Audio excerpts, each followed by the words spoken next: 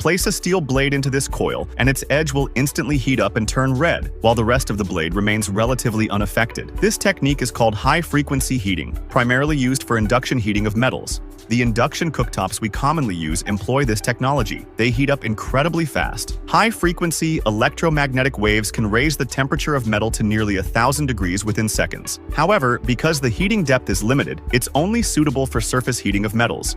In fact, welding, something we see often, also utilizes induction heating. The rapid heating of metal causes it to melt quickly, enabling the welding process. Even more fascinating is the ability to make metal levitate inside the induction coil while heating it.